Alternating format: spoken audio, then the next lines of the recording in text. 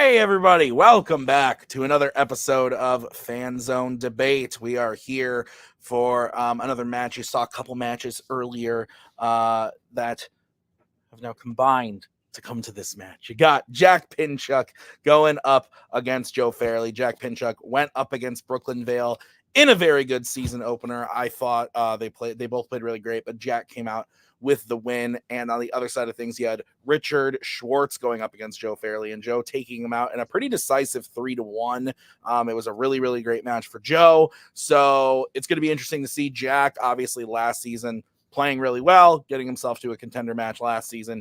Can he do it again? Because the winner of this match does move on to a contender match. Joe, never been to the contender match ring in Fanzone Debate. So will he be able to find that success that he's found in Fandom and other leagues? So on the desk tonight, we got Mark Menchaca. Mark, how the hell are you? I'm doing pretty good. Yeah, this one should be fun. We got two guys who were coming off of a pretty decent season last year, and then both of them starting off pretty well, impressive wins. They both seemed a bit more polished than they were last year, so I think we're in for a good one. I would agree with that. On the other side, we got Nick Tuig returning to the judge's seat. Nick, how are you doing, and what do you think of the matchup? My throat, it hurts, and so I sound weird. But I can sing really low notes now, so it's exciting. Man River. Maybe lock them doors and turn the no, I'm excited. I've heard both of these people talk about things in various forms, and that's really all this is people talking about things. So, and then I get to pick who's right, and I like that. That's fair. All right, so we are going to kick this off. We're going to start by talking to Joe, as he is the lower ranked player. Joe, excellent match against Richard. You're now going up against Jack. Thoughts about taking on Mr. Pinchuk, who I actually haven't been mean to yet tonight. Crazy. Yeah, I wasn't planning on being mean either, to be honest. It's going to be interesting. I think Jack and I have very different tastes in. I think he's definitely more on the sort of the classics and all that sort of side, and I'm sort of definitely more on the geeky side of things. So I think it's going to be interesting. It's a very difference in opinion. So I just hope that I can, it'll be fun. I'm going to spend an hour arguing about stuff that doesn't really matter, and then we're all going to go to bed. Yeah, that's fair. So we'll bring in Jack. Jack, you also had a very good match in your last match, but now you're going up against Joe. If you were playing Fandom, I would pray for you, but hey, you got a shot here, Jack. How are you feeling? I feel scared. Joe is scary no matter where you play him. I've played him in Fandom teams and lost in sudden death to him when Anyone Can Cook was a team. I played him in melee singles and lost to him there a couple seasons ago. So hopefully I can get a win against him somewhere. That would be nice. Yeah. Well, we'll see what happens, guys. This is how the show is going to work. The players drafted categories, and then Jesus Christ. Then we gave them questions based on those categories, and they are going to debate those questions tonight. Before our very souls, they each get 1 minute to open, followed by a 5-minute freeform, followed by a 1-minute closing at the end of the debate. Nick, Mark, and I will write on our handy-dandy boards who we thought won the debate.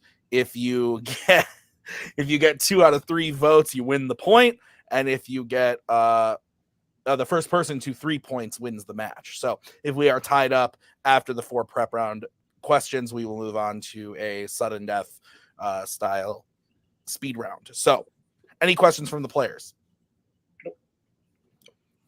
Great. Then let's do this thing.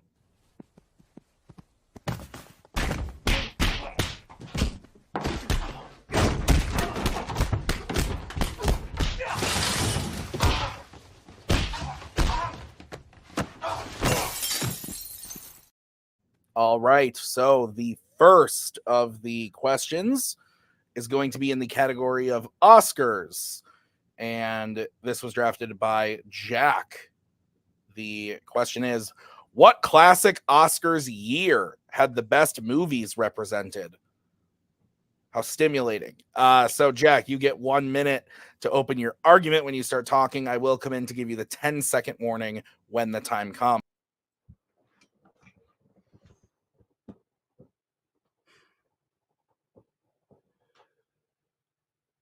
The Oscars, it should be said, are always getting it wrong. However, there are a few years that stand out among the rest of times when the Academy actually acknowledged the best of its year. And if we're looking at the classic era of Hollywood specifically, I think there's no better representation of that than for when they awarded films released in 1962 at the 35th ceremony. Technical masterpieces like Lawrence of Arabia and Mutiny on the Bounty, to acting masterclasses like To Kill a Mockingbird, Days of Wine and Roses, which many consider to be Jack Lemmon's best performance, The Miracle Worker, Whatever Happened to Baby Jane, Birdman of Alcatraz, and then you get a couple other movies that don't really fit into either category, but are hailed as really well done films nonetheless, like The Music Man and Divorce Italian Style. Just quality from top down, incredible shit. Time. All right. Joe, we're going to move over to you. You have 1 minute to open when you start talking. I chose the Oscars of 1951. This movie's released in 1950. Just a brief look at the movies represented at the 1951 Oscars give you such a variety of incredible movies. You have The Third Man, an incredible thrilling mystery movie that really sticks that landing which you need with a mystery thriller. All About Eve, an all-time classic with one of the greatest villain performances of all time. Harvey, one of the most heartwarming films of all time. Cyrano de Bergerac, a story so timeless it's sort of still being adapted to this day.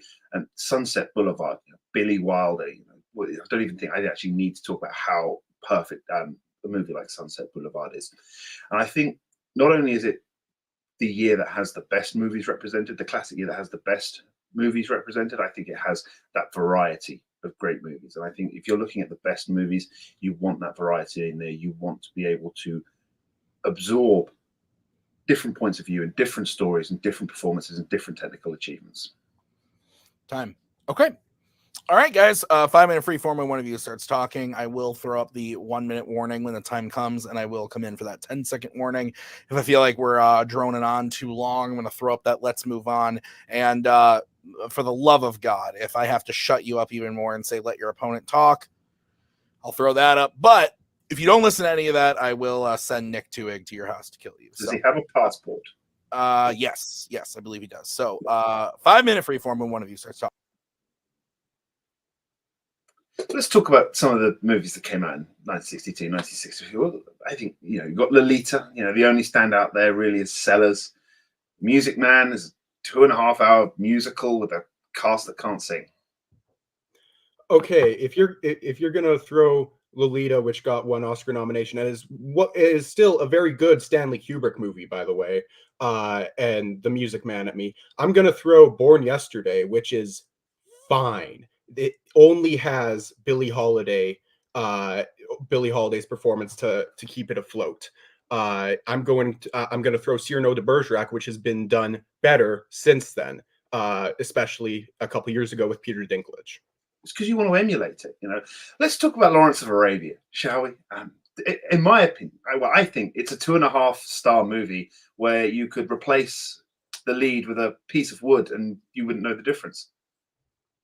I see what you did there. Oh no, wait, sorry, that was your letterboxd review of the movie you just called a masterpiece, but it's fine. Yeah, a technical masterpiece. There are very few movies that are 2.5-star masterpiece.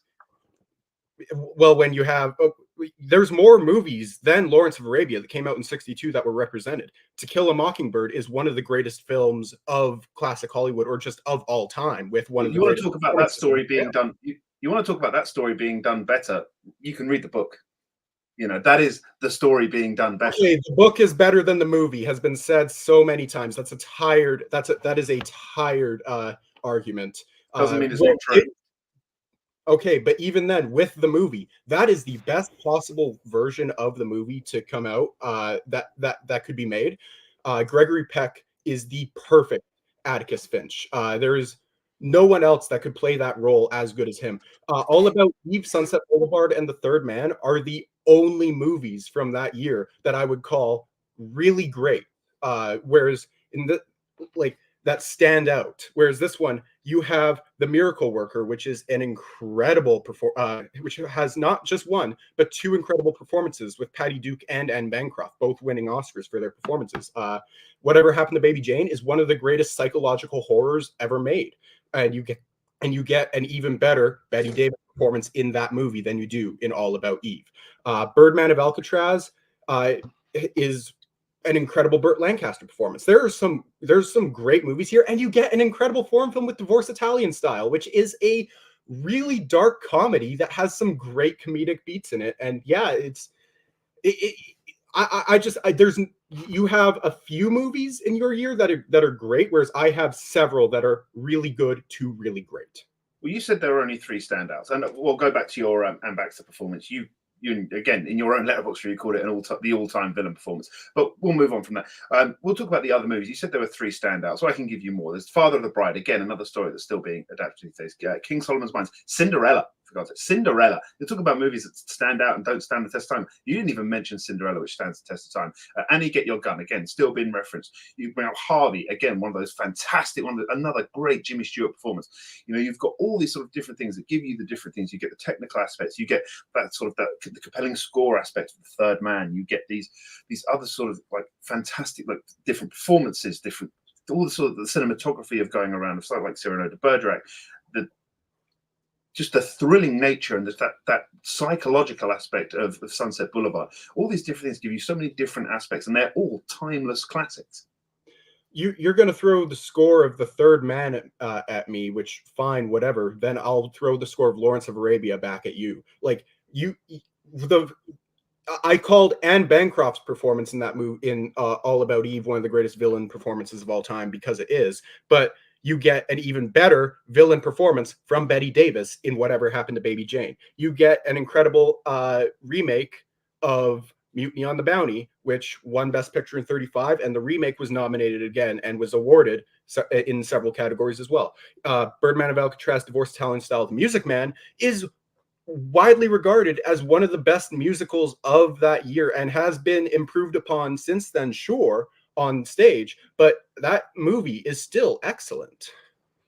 I think when you're sort of looking at the best movies that are being represented, yes, you have some great technical achievements and some great performances, but I think when you look at the movies from 1951, you get that combination of them. You get the great technical aspects and you get those great performances all in one. Like you said, Lawrence Forever had the great technical bits, but not so much great performances. And the other movies had great performances, not so much on the technical aspects, but with 1951, you get them combined, and that's why they're the best. Time. Okay, Joe, you're going to start this off for closings. You have 1 minute to close your argument when you start talking. I think when you're looking at classic years, classic movies, it's not just the movies as a whole. You also have to look at the directors and the actors associated with that. And it's 1951 is still them doing their best work. It's not just, not only does 1951 trump 1963 in terms of quality, it trumps it in terms of quantity as well. You get the best work of Billy Wilder, Jimmy Stewart, Orson Welles, Spencer Tracy, Elizabeth Taylor.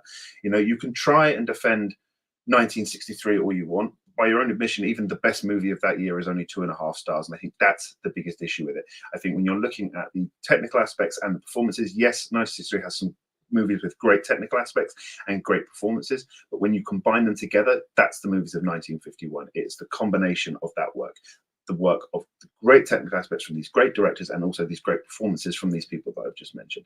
That's the difference there. You have that combination, and that's why it trumps 1963. Okay.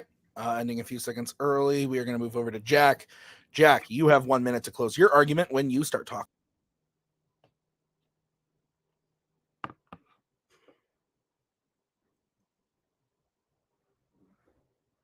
Even if I don't personally love Lawrence of Arabia like everyone else, there's no denying that it has left its mark on film in general. And that's just one movie represented at that Oscar ceremony. You get To Kill a Mockingbird, which is one of the best courtroom movies ever made. You get Days of Wine and Roses, a gripping tale of alcoholism with an incredible performance from Jack Lemmon and an equally incredible performances from Lee Remick. You get The Miracle Worker, the story of Helen Keller. You get Patty Duke and Anne Bancroft fucking killing it in that movie. You get Whatever Happened to Baby Jane, one of the greatest psychological horror movies ever made, and with a better performance from Bette Davis than in All About Eve. You have 3 great standouts, whereas I have a solid 8 to 10 here of really good to great movies. If you want to talk incredible screenplays, you've got Divorce Italian Style. You want to talk a technical marvel, Lawrence of Arabia, it's fantastic. Fantastic. Strike it from the record. All right, we're gonna bring in the judges. Is Jack wearing a bathrobe? I'm cold. Okay. Okay. I just wanted to make sure I wasn't. Just wanted to make sure I wasn't crazy It's on that. cold in this basement. I always figured that was your bedroom. It is my bedroom, but it's Oh, in they the keep you down there. Got it.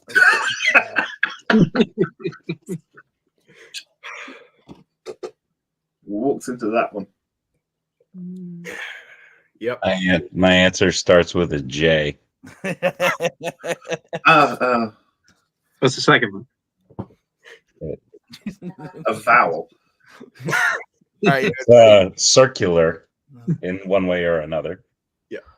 Okay, I'm going first, and I went with Joe because I haven't seen like any of these fucking movies, man. Like I've seen a couple of them that you mentioned. I recognize names of things, but I needed to be, which it's a tall task. It really is, because I don't know the movies.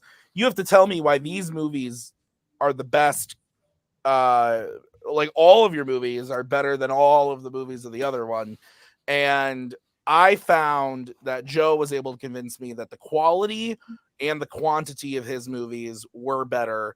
But again, it was kind of like a crapshoot because, like, yeah, like Lawrence of Arabia, everyone knows that movie. But, like, what else is there? Like, what else is going on? So I went with Joe. Mark. Yeah, and this one, I think at least parts of this we kind of got in the weeds of just kind of listing movies that were nominated, and like I mean and I think kind of at least I'm leaning Joe. Like I feel like both are pretty close. I think at the very least, like you guys at least did a pretty good job of kind of saying why your stood out. I think I just lean Joe at the end because I think he did a better job of explaining how I think his was probably the more diverse list. And I think he also had he also mentioned, at least in his closing, about how he had a bunch of movies that were some of the best for some of the classic filmmakers of that day, at least actors and directors. So for those just like kind of it's tiny points, I ended up going Joe. Okay. Nick, your vote doesn't count. Where would you have gone and why? I also said Joe. Same. They got 12 movies in, and I was like, nope. And then someone said The Miracle Worker, and I was like, I know that one. And To Kill a Mockingbird, why not? My biggest thing was, like you said, Joe, was like, my movies have all good parts that make them good movies. And Jack sort of doubled down in his closing when he was like, you want a great screenplay? Watch this one. You want a great acting performance? Watch this one. Which, true, and makes them good, but like, it kind of fed into what Joe was saying. So. Okay. All right. So Joe wins that point. So we are going to move on to the next question, which is going to come to you in the category of Jimmy B, James Bond. All right. Your question is, if they were to remake a James Bond movie, which one deserves it the most? Joe, you get to kick this one off. You got 1 minute when you start talking. When you look at the history of remakes, you look at what makes a successful remake.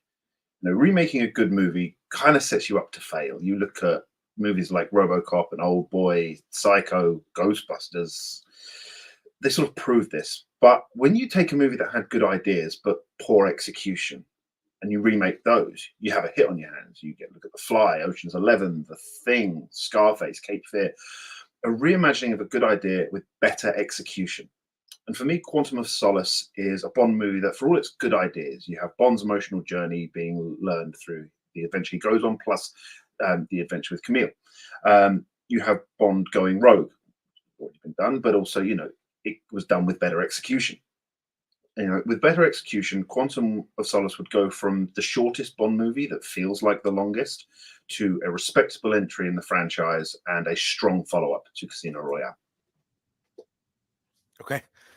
Shortest movie that feels like the longest. That felt so real. I feel that in my soul. Jack, 1 minute when you start talking.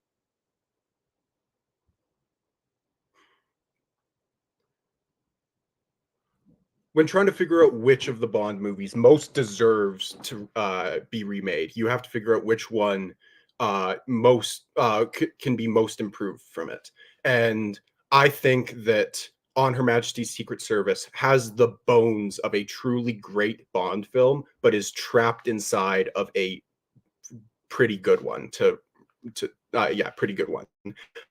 You've got a great. You could have a great Bond performance with this being maybe the most emotion Bond has ever had to deal with everything that happens with Tracy, having to confront Blofeld and potentially take him out.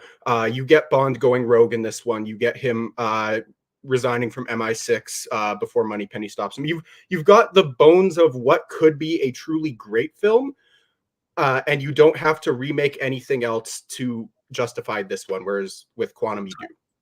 You do. Strike it from the record.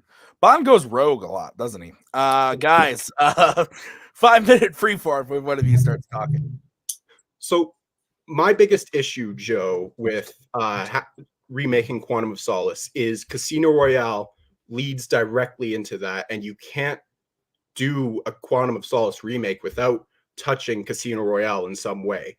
And that movie is regarded by most Bond fans, including yourself, if I'm not wrong, as one of, if not the best Bond films. So why would you want to remake Quantum of Solace and potentially ruin a perfectly good thing with Casino Royale?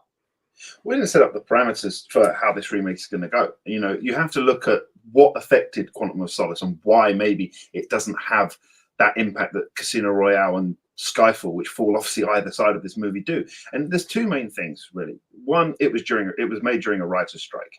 You have these action sequences that were prepared and you didn't have a story to go with it.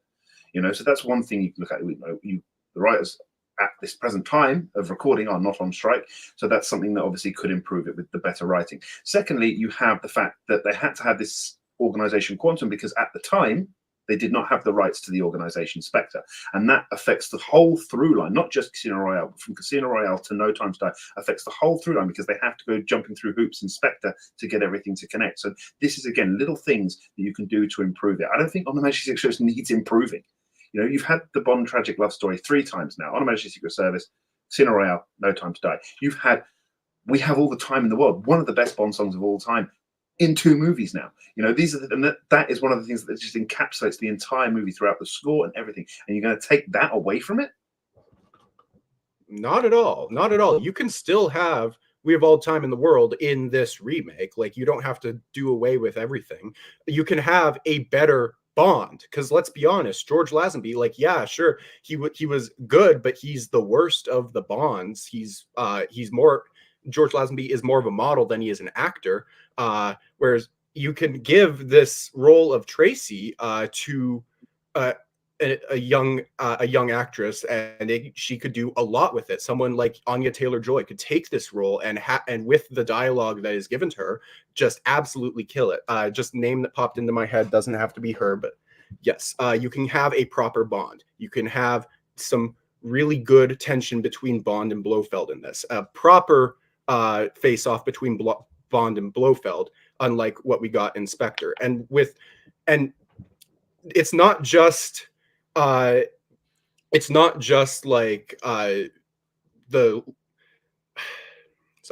not just the lead up to like everything that was going on with Quantum of Solace that ruined that movie. It's the fact that they were bogged down with having to deal with the death of Vesper Lind, and having that happened in the middle of the writer's strike certainly didn't help things. So I'm Why sorry, you can but now remake it now with, and that's why you could remake it now with hindsight. I think that's the thing. I think I can't see what you're improving with On Her Majesty's Secret Service, but with Quantum of Solace, you are improving that direction. You are making it more streamlined. You are fleshing out those ideas, and just because you're having better writers come in. And I think the other thing, maybe even a better director, just to bring that all together. You look at what Campbell, what Mendes, and what Fukunaga all managed to give to Daniel Craig's Bond, and Mark Foster just it doesn't have that impact. And I think a remake, a reimagining with carrying on that through line from Casino Royale with the ability to bring in the Spectre organization, you just make it all move that little bit smoother. You don't know what we're improving with On Her Majesty's Secret You Service. haven't told me. Yeah, it's a 2 hour and 20-minute movie that feels like it should be 30 minutes shorter. You can tighten that screenplay up. You can have more tension between Bond and Blofeld, and you can flesh out the story more with Bond and Tracy, because they're separated from a lot of that movie, and then the romance doesn't feel as authentic as real. Whereas in this one, if you tighten the story up, and you can improve those things. Whereas in On Her Majesty's Secret Service, yes, there's some good moments in it, but overall it just doesn't work. Where yours, you have to ruin a perfectly good thing with Casino Royale. I don't think you're ruining anything. I think that's the problem with Quantum of Solace, is that because it does not carry on that story well enough, it doesn't necessarily bring Cinderella down, because it doesn't carry on that story well enough. It leaves you with that sour taste. Whereas if you can improve that movie, then you have a stronger story throughout the 5 movies. Time. All right, Jack, we're going to you first. You have 1 minute to close when you start talking.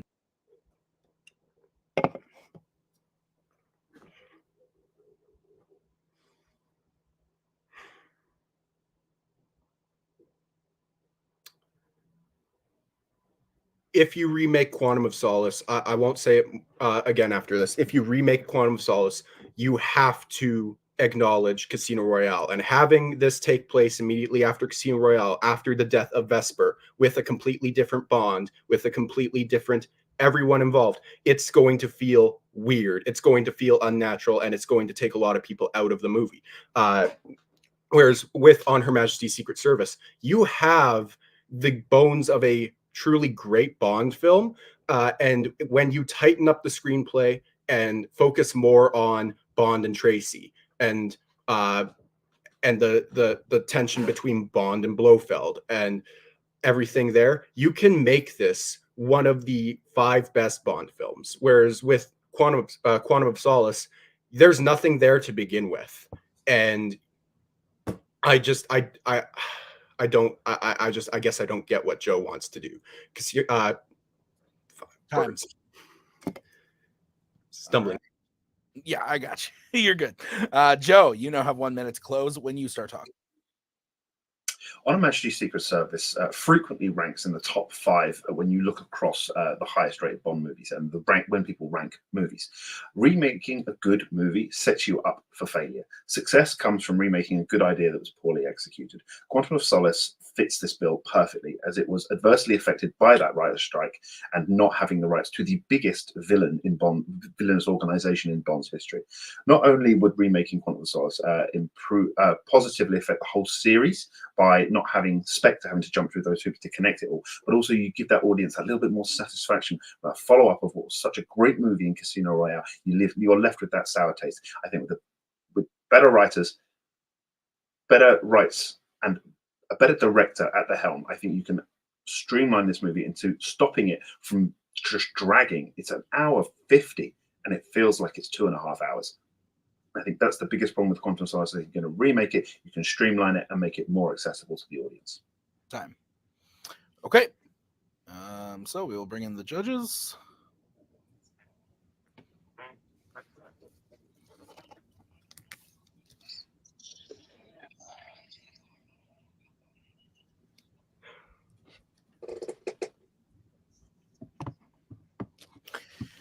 All right, are you guys ready? No.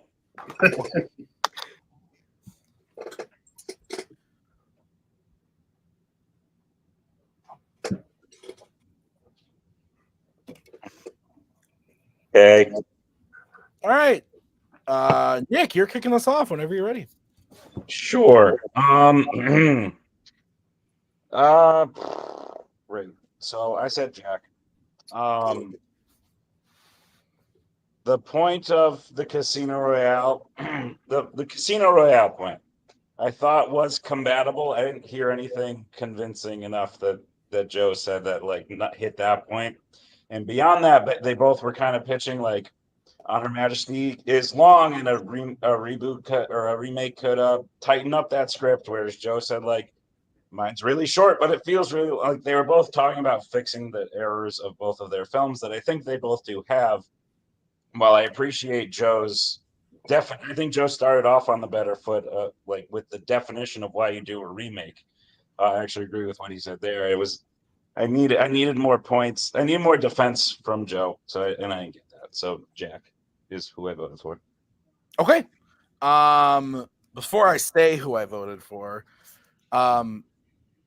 it wasn't combated at all, and it didn't really add into why I voted for anybody, but I thought it was really funny at the end in the closings when Jack was like, this connects directly in from Casino, so you can't do it because it wouldn't make any sense. And I think the implication he was saying was that like because it would be a different actor or something.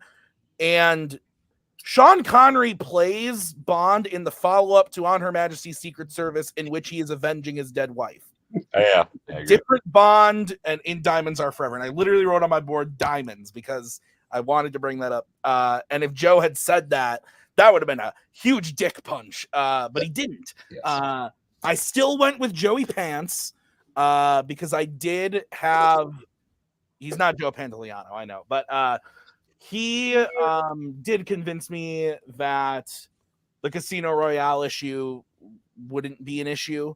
And I did feel like his overall improvements, that like the bones of Quantum of Solace are good, but that with a better script and with all of the rights and with all the story stuff that you could do now with it to connect it all to Casino Royale would make it better. Whereas I found Jack's pitch, a big pitch, I guess, to kind of just be like, the movie's long and George Lazenby's not a great actor. And that's kind of all I really got personally out of it. So I went with Joe. Mark, that means you get to do your favorite thing in the world and decide this one. Yeah, this one's tough. I may be one of the 4 people that actually really like Quantum of Solace. So Sorry. I mean, in saying that, I did go with Joe. But I really liked Jack's hit on Quantum with the Casino Royale. I thought it was a really great point. I feel like beyond that, I'm not really sure I'm not really sure what else like to really like grasp from. I didn't really get like why On Her Majesty's Secret Service would really benefit from a remake, other than just kind of the general points where I feel like at least Joe, I think, outlined pretty well, at least like with decent examples of what the exact reason why Quantum would probably be better off, or at least better suited, at least for a remake with, and would honestly would possibly turn out better. Okay.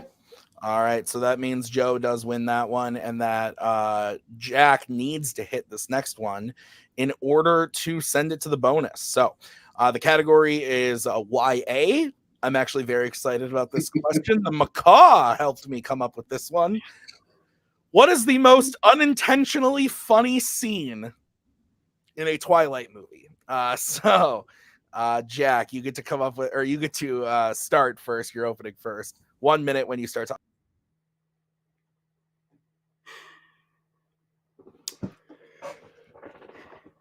The Twilight movies are shit. Let's be real. They really are. But they are built around this love triangle of Bella, Edward, and Jacob.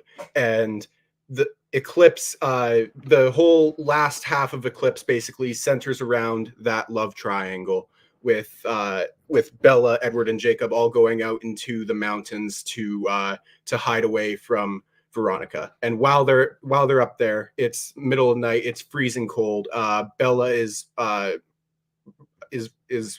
freezing her ass off in her sleeping bag in her tent, and Jacob, who's a cold dead vampire, has no body heat, can't provide anything for her. So Jacob comes in the tent and looks Edward dead in the eye and just says, "I'm hotter than you," and then goes to snuggle up to Bella, and it is the most hilarious. Like, you cannot help but laugh during that scene. It's fucking hilarious.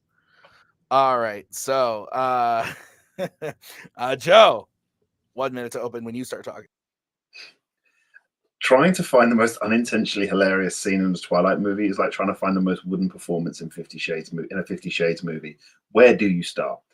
But for me, it's the moment so ridiculous, so over the top, and so downright daft that it's become the go-to meme for the franchise. You named my daughter after the Loch Ness Monster.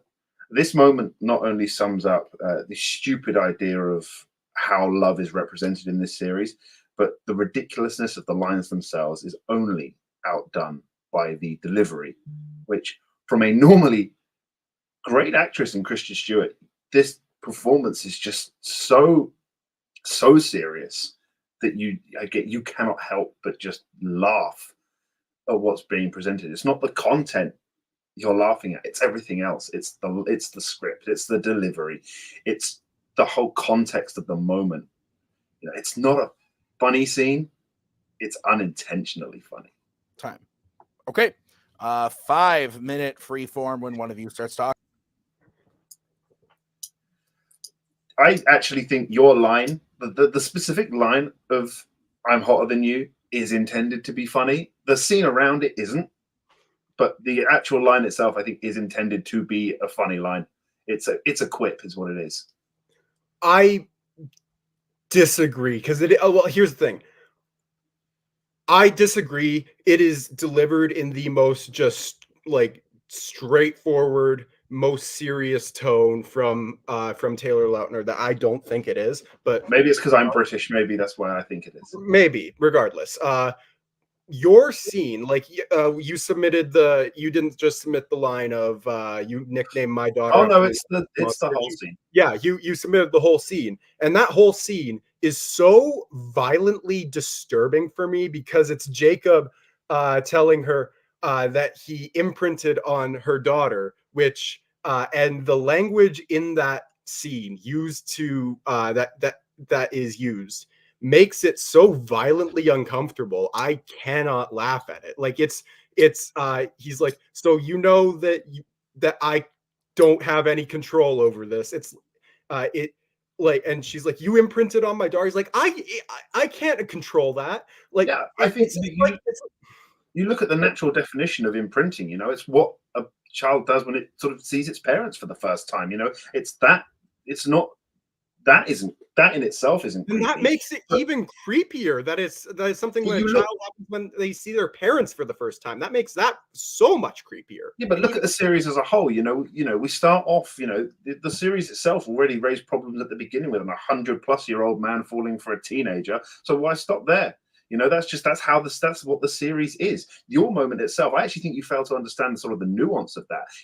We've had this love triangle sort of going on, but this is the first time in the series where you actually have, this is Jacob showing Bella, I can actually provide for you something that he can't, and it's Edward's realization of that. The quip itself is funny, but the scene around it actually isn't funny. It's actually one of the first times they get the whole love triangle thing right, because we're actually seeing the fact that Jacob can actually provide something for Bella and actually create that rift in the relationship. That rift is non-existent by the morning. By the morning, she has decided that she wants to marry Edward, and like that happens like immediately after. So whatever tension you're talking about in that relationship, it's still there for Edward. It doesn't exist. Edward. It is so. He sees it, and he sees there is something I cannot provide for Bella. That's the point. It's not just about how it affects Bella; it's about how it affects Edward as well. It's actually one of the few times in the series where they get the drama of that triangle right. I disagree that they ever get it right, but that's just me.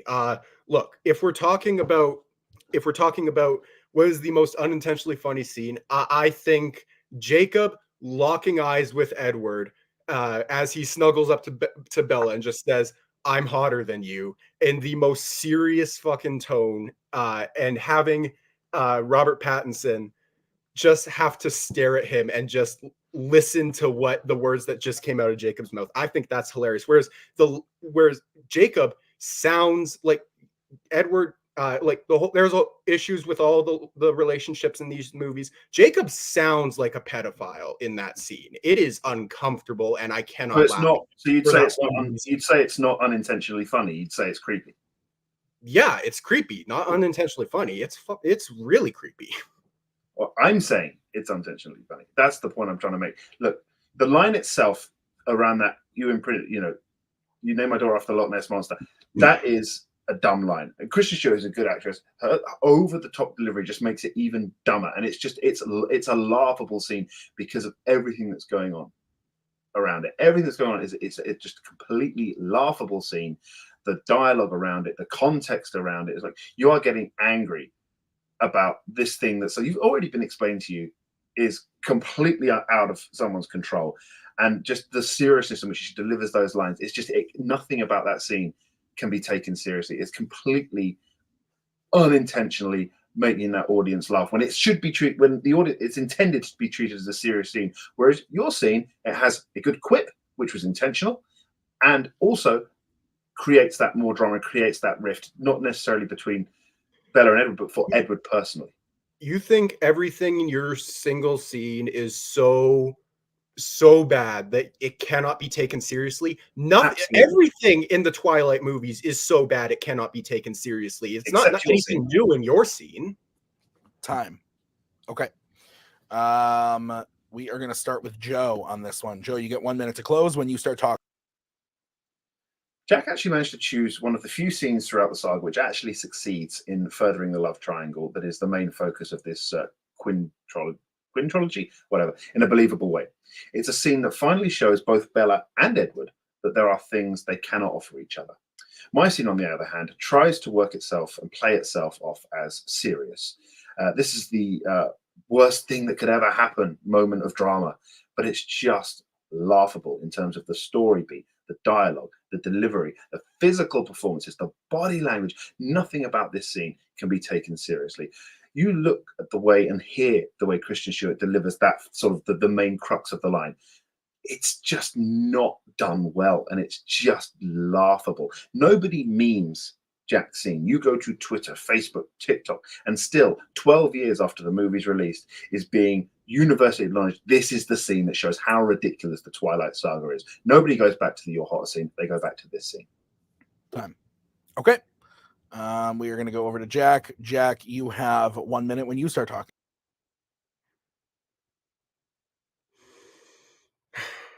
Okay. Look, just if we're going to say that, I'm sorry, I can't get behind calling this scene funny because for like Joe's scene funny because if we're being completely honest, it's not. It is deeply uncomfortable, and everything there. Joe wants to act like that that my scene can be taken seriously. It can't.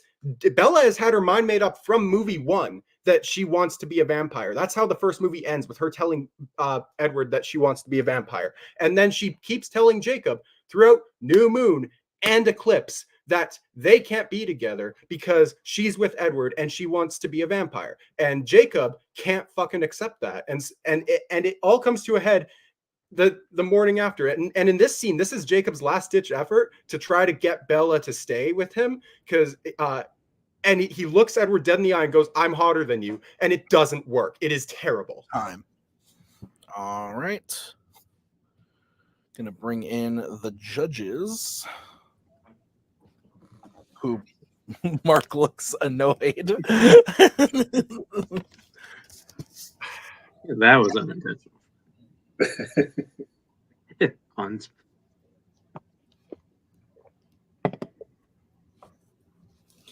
All right. I am ready. Nick looks like he's ready.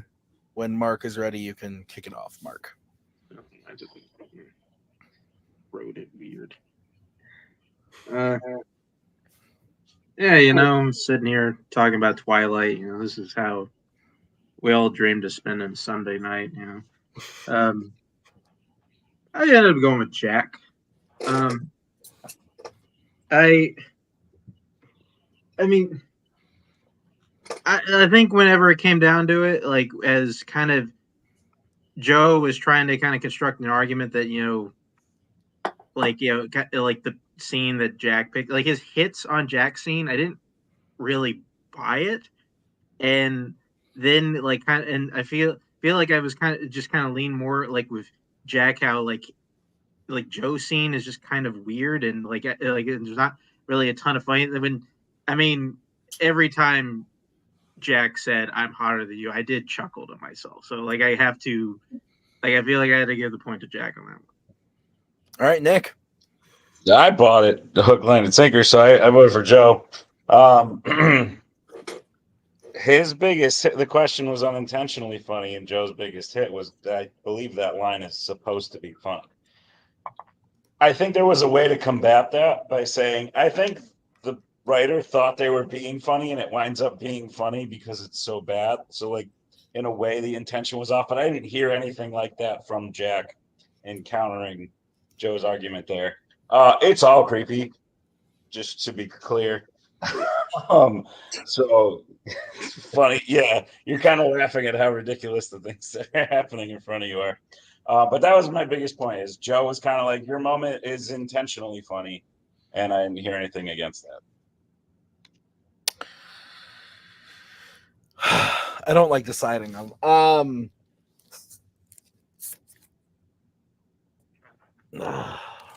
You already wrote it down. I know. I'm trying to combine all my thoughts because you both said things I didn't think of, but I still have to go with what I voted for. And I voted for Jack.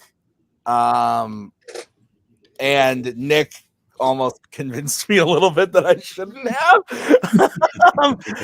Because I upon the initial openings, I agree that I thought Joe's point of, I think the line is supposed to be funny, and so therefore not unintentionally so, was good. I thought that worked for a while, and then I thought that Jack did a pretty decent job, though, actually, of saying of explaining why throughout the movies, like, this could be taken seriously, and that which didn't 100% sell me, but on the other side of things, I never I was honestly a little confused as to what was going on in Joe's scene. Like, I couldn't quite picture it. Jack painted me a really good picture of his scene.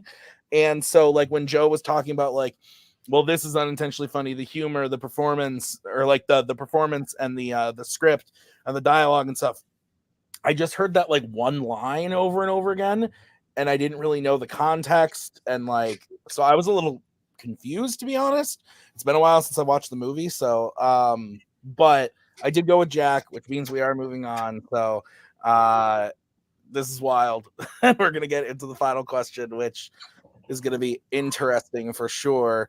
It's in the category of sci-fi / fantasy. And the question is, what non-fandom fantasy character is the coolest? A cool guy. This is coming to us from Joe, right? Yeah, Joe. So, Joe, you get 1 minute to open your argument when you start talking. Sometimes it's hard to describe what makes something cool, but I'll tell you one thing, you know it when you see it. And Hellboy, specifically Ron Perlman's interpretation of Hellboy, is cool. In all aspects that you would sort of judge coolness by, Hellboy fits that bill. Firstly, you just have that name, Hellboy. Then you get a badass like Ron Perlman in the role.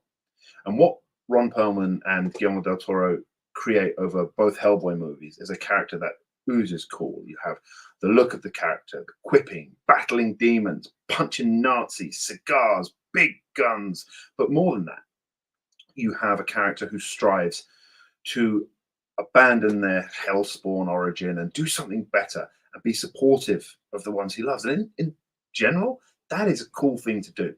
To not just be what you're labeled as, a Hellboy, and actually strive to be something better, that's also damn cool. time. Okay. We're going to move over to Jack. Jack, you have 1 minute to open when you start talking.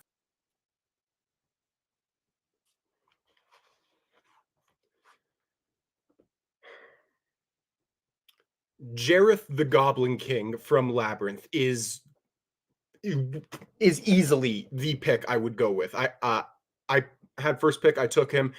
He is played by David Bowie, who is just a walking ball of charisma, and he just oozes cool in every frame he's in.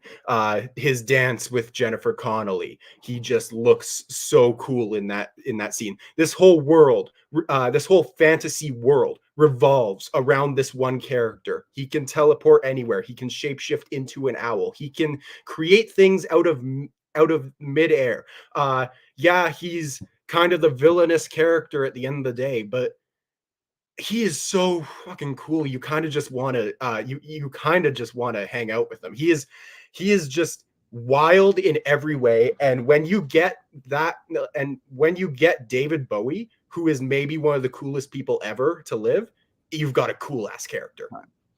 Okay. So 5 minute freeform when one of you starts talking. Jack, I think you've confused looking cool for being cool. And I think that's the biggest problem here. Jareth is a manipulator, a liar, a stalker, a baby napper, a cheater. You know, all these things. You know, he just throughout the journey, he just manipulates Jennifer Connelly. You know, he manipulates Hoggle. He does all these things like saying to Hoggle, "Oh no, take her back, trick her, take her back to the beginning of the maze." That's dirty. That's cheating. Just nothing about the substance of his character is cool. He's a loser. He's a poser.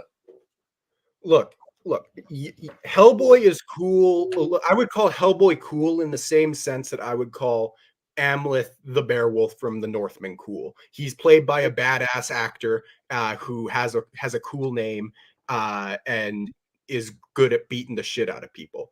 But when you look at David Bowie as this character, you can talk about their character all you want. I'm talking about just how you define cool is very difficult. I think when you get David Bowie, no matter what, he's gonna be a pretty cool guy. Stalker, I don't know where you got that from. Yeah, he's manipulative. He's the Goblin King. He's the villain of this movie, but he still just oozes this coolness about him. Stealing babies isn't cool. Saving kittens is cool because no matter how much of a badass you are, you know, you still take that time. You still do that thing. You know, you have, you know, a gun called the Samaritan, a gun called the Big Baby, whilst holding a baby. You know, these are the things that Hellboy does. It's not just about how he looks. And by the way, how he looks is pretty damn cool. But kidnapping kids isn't cool. You know, manipulating teenagers isn't cool. Cheating at your own game isn't cool. And let's be honest, being defeated just because you're told you have no power over me, again, Jareth is a poser. You know, you can wear as many bulge-enhancing leather pants as you like. You know, that doesn't make you cool. It might make you look cool, but it doesn't make you cool.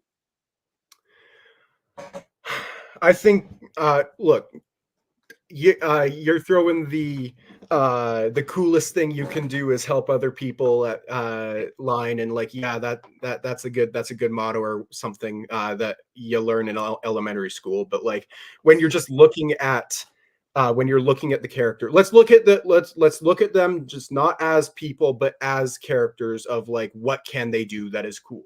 Jareth can shapeshift. He can create things out of midair. He can create these crystal balls that can turn into anything. He can teleport anywhere at once, and he's got a really cool cool castle that he lives in, like that. And plus, I've said it before, I'll keep saying it, David Bowie is maybe the coolest guy to ever live, and he just channels all of that into this performance and this character. Whereas Hellboy, I mean, you've got that one extra big arm that can deliver one hell of a punch. That's pretty cool. You've got this arsenal of weapons with cool names, like I said before, with the Samaritan, the Big Baby. You've got all these things. You can battle demons. You know, you are the spawn of hell, yet you just ooze this sort of attractability. You know, you bring sort of people to you. You know, Jareth doesn't even have a love interest. You know, that's again, it's the sign. You know, No one wants him, but people want Hellboy. People want to hang around with Hellboy. People want to drink and sing old wartime songs with Hellboy because the guy is cool. That's why you want to hang out with him. The only people who want to hang out with Jareth are his subjects because he forces them to.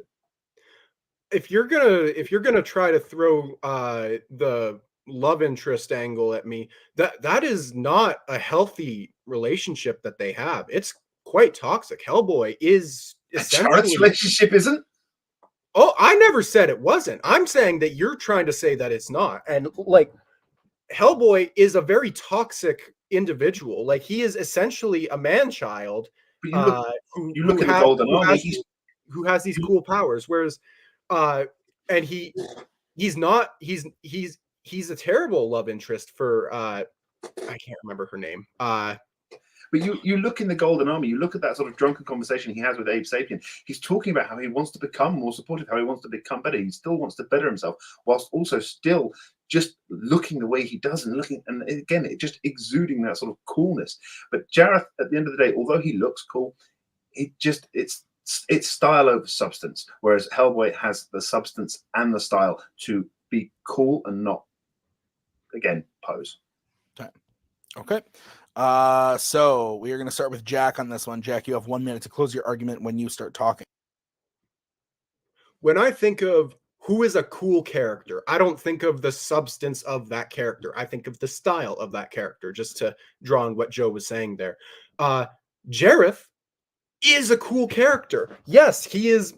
Yes, he's a terrible person, but that doesn't mean that you can't be a cool character. He is played by, once again, David Bowie, maybe the coolest individual to ever live. And whereas Hellboy, he's played by a badass, sure, but like when you by Ron Perlman, but like but Joe's trying to paint him like he's this cool, caring guy who loves kittens and has a great love interest and everything. He's a very toxic individual himself. So if you're just going on the substance, they're not like Hellboy's not perfect either. Jareth just oozes this cool personality, this cool look. David Bowie. Time. Incredible. All right, we're going to move over to Joe. Joe, you have 1 minute to close when you start talking. I think Jack is confused looking cool for being cool. David Bowie is cool, but Jareth is not. There's a reason Hellboy has that love interest and Jareth doesn't. You can wear all the tight pants you want, but if there's no substance behind it, you do come off as a poser. Hellboy has that both style and substance. That's why people gravitate to him. And it's not even subtle. It's not like, if you actually look deeply at the plot, it's nothing like that. Jareth is presented to the audience as manipulative, shallow, evil, and an easily defeated loser. Like everything he does in that movie, if you were Jareth's friend, you would say, "Oh, dude, that's not cool. Dude, that's not cool. You can't do that. Oh, that's not cool." It's not cool. All right, looks cool, but in reality, not cool. You know, aside from how he looks, everything presented to the audience is undoubtedly uncool. Whereas Hellboy, not only do you have that look, you have that big arm, you have the shaved horns, you have the cigar chomping. That's the look of something that's cool. But also you have the substance behind it, the supportiveness, saving babies, saving kittens. Cool. Time. All right. Bring in the judges while I text my wife back.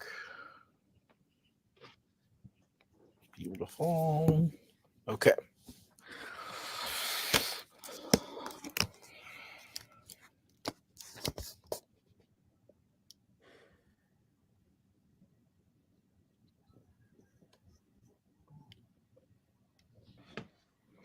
Okay. I'm going first. You guys ready? Yeah. Okay. Gotta be honest. Throughout everything about David Bowie and Ron Perlman, I don't fucking care.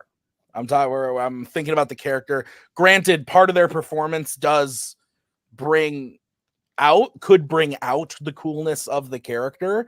But just saying David Bowie's cool, therefore Jareth is cool, didn't work for me, and then vice versa to Ron Perlman. So those things kind of went out. I thought that Jack had some really, really strong points in the latter half of the fight. I think he started out a little bit slow where I was like, this is Joe all the way. And then he actually like brought it back pretty good. I thought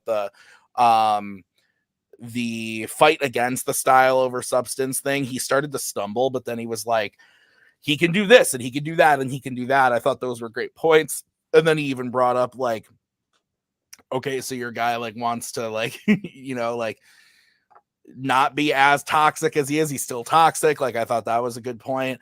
What won me in the end was Joe. His point at the end of if you were Jareth's friend, everything he would do in the movie, you would be like, man, that's not cool. Dude, that's not cool. I thought that was a really good point.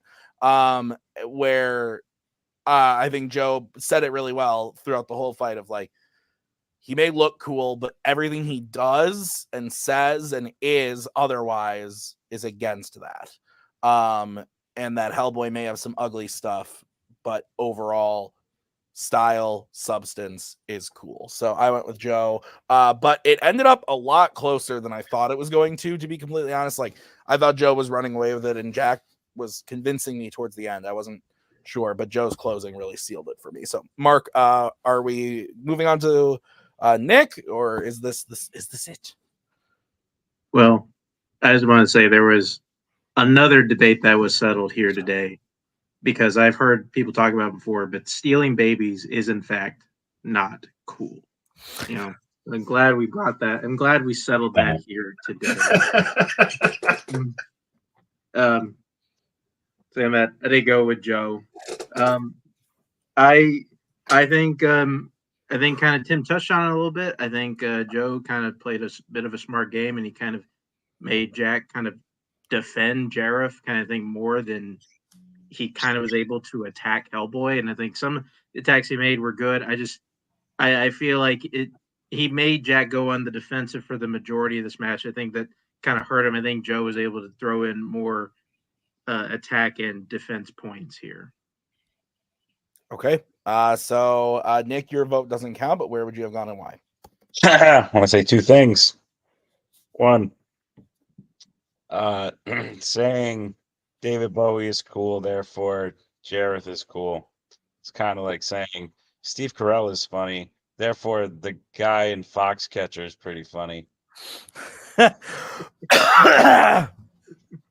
So I agree. I also threw same with Ron Perlman, but Jack really leaned on the David Bowie thing more.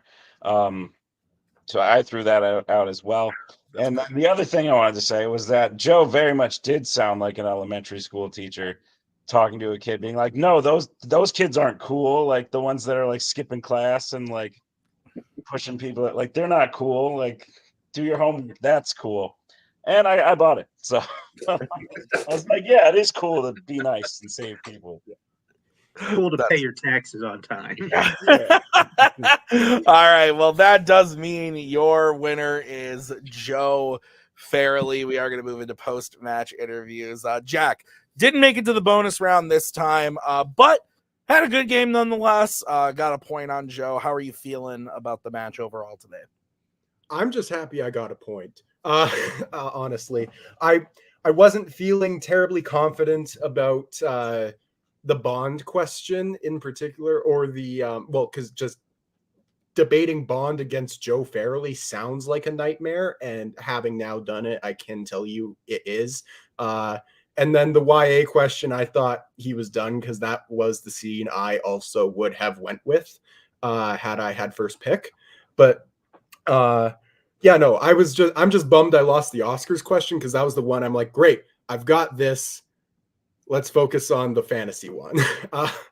But no, Joe's a great guy. I don't I'm not upset about losing to him at all. I feel like I feel like I played pretty okay as the better as the match went on, but definitely started out a little rough. That's fair. That's fair. Jack, you're now at a 3-3 record, so you know still a good record to be at because with debate, obviously we don't have as many matches, and considering you started out 0-1, but you've done very well in your return since. Who are you wanting to play when you come back? Do you want to be in title contention again? Do you want to take on maybe someone that you've lost to at this point? Like, what are you thinking about? I mean, it's always fun to be in a title picture. Like, you get to go up against some really good players, but like, it would be nice to play someone different. I'd like to go up against Kastner again, just because he was the one person that knocked me out in my first match, and I feel like I've become a much better debater since then. Yeah, no, literally anyone. But if I want to avenge a loss, that's probably who I'd pick. Awesome. All right, Jack. Well, we'll see you in the next one. Thanks for being here. I didn't even say one mean thing about him tonight. Man, I'll save it for later. We're going to bring in Joe. Joe, welcome. You won. You are in the winner's circle, and you're headed to a #1 contenders match. But before we get there, let's talk about tonight. Your thoughts about the match, a 3-1 win against Jack Pinchuk. How are we feeling? Yeah, no, obviously it feels good to win. I think, the first time I've debated against Jack, obviously I've had sort of the luck of seeing him play already, because just the timing of when this came out and when matches have dropped, you get that sort of little bit of a heads up. And just from a personal standpoint, I think this time I did take the debate a little bit more seriously. I did put a little bit more work into sort of the prep and to getting some of those points in. But sometimes, like that's not cool. That's not cool. That sometimes it just something comes to you on the fly and you just run with it. It's fair. That's fair. Joe, you are now moving on to a #1 contenders match, and you will be playing former champion Jacoby Bancroft. Your thoughts on going up against Jacoby in the contenders match? That should be interesting. Yeah, Jacoby's obviously a former champ. That's going to be no easy task. I might have to put even more prep work in. Well, that should be fun. More fandom questions. I've seen all of those. Yeah. Joe, I'm excited to see you go up against Jacoby. I agree. I think that's going to be a really fun one. I think you guys are pretty evenly matched, and I think it's going to be a good time. So I look forward to seeing you in your first #1 contenders match. We'll see you there in a couple weeks, but we are going to get final thoughts. We're going to start by talking to Nick. Nick, any final thoughts? My throat hurts. Anna has begun drawing on my board. She got bored. I saw a heart. That's cute. There was a heart. There were also some other less family-friendly things drawn. Not cool. Of course. But this was very good. I thought Jack held his own in the Bond debate. I voted for him, obviously, and I definitely don't think he ran away with it. Joe ran away with that question. But overall, I think Joe's a very good debater. Maybe it's the accent. Maybe he just says what? Maybe he just says like things and they sound nice, and you're like, oh, I don't know what you're saying, but I bet it's right. So, yeah, good luck, Jacoby. Get an English accent. Yeah, that's fair. Mark, your thoughts? Yeah, this was a fun one. We got talking about unintentionally funny moments in Twilight, and we also had a police officer telling us how breaking the law isn't cool. It's always nice when that happens. I think we're loaded up for a good one. Joe and Jacoby, I think, should be a good match, and I think Jack's come a long ways from where he's been. I'm excited to see. I'm excited to see him in here again. Hoping to be here whenever he does play next. Yeah, absolutely. All right, that's going to do it for us today at Fanzone Debate. I want to thank Joe and Jack. Thank you to Nick and Mark for stepping in to judge. I have been Tim. We will see you guys next time with another great match. But until then, have a great night. Keep the fries warm. There we go. Thank you very much. Please come again. We have a lot more groceries.